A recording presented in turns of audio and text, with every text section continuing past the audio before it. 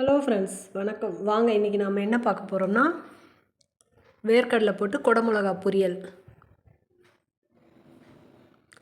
அது எப்படி செய்கிறது, அதுக்கு என்னென்ன பொருட்கள் தேவைன்னு பார்க்கலாம் வாங்க. ஒரு 2 பிடி வேர்க்கடலை, 2 காஞ்ச மிளகா, கொஞ்சம் கருவேப்பிலை போட்டு பொடி பண்ணி வச்சுக்குவோம்.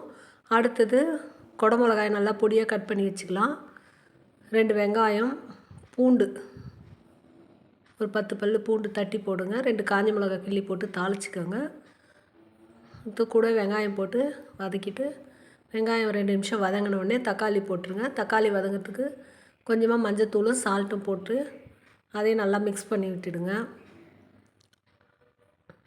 இந்த அளவு வதங்கின பிறகு நம்ம பொடியாக நறுக்கி வச்சுக்கிற குடமிளகாயை இதில் சேர்த்துருங்க. சேர்த்து நல்லா வதக்கிட்டு பச்சை வாசனை போகிற வரைக்கும் அது வேகிறதுக்கு சும்மா லைட்டாக தண்ணி தெளித்து விடுங்க. ஒரு 2-3 ஸ்பூன் போதும். இந்த அளவுக்கு நல்லா வதங்கின உடனே நம்ம பொடிச்சு வச்சுருக்கிற வேர்க்கடலை பொடியை இதில் போட்டுருவோம்.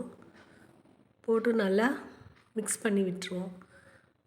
நல்லா காயோடு எல்லாம் ஒன்றா சேர்கிற மாதிரி போட்டு நல்லா மிக்ஸ் பண்ணிவிடுங்க. மிக்ஸ் பண்ணி ஒரு பாத்திரத்தில் நம்ம ட்ரான்ஸ்ஃபர் பண்ணிவிட்டு சர்வ் பண்ணிக்க வேண்டியதுதான். இது நமக்கு சப்பாத்தி, ரைஸு எல்லாத்துக்கூடவும் நல்லாயிருக்கும். இந்த மாதிரி ஒரு முறை ட்ரை பண்ணி பாருங்கள். செம்ம டேஸ்ட்டாக இருக்குது. எங்கள் வீட்டில் சுட சுட சாதம், நூக்கல் சாம்பார், குடமிளகா பொரியல், ரசம், அவ்வளோதான். வாங்க ஃப்ரெண்ட்ஸ், சாப்பிடலாம். இந்த மாதிரி ஒரு முறை ட்ரை பண்ணி பார்த்துட்டு எப்படி இருக்குன்னு எனக்கு கமெண்ட்ஸ் பண்ணுங்கள். வீடியோ பிடிச்சிருந்தா லைக் பண்ணுங்கள், ஷேர் பண்ணுங்கள், கமெண்ட்ஸ் பண்ணுங்கள், சப்ஸ்கிரைப் பண்ண மறந்துடாதீங்க. பாய்.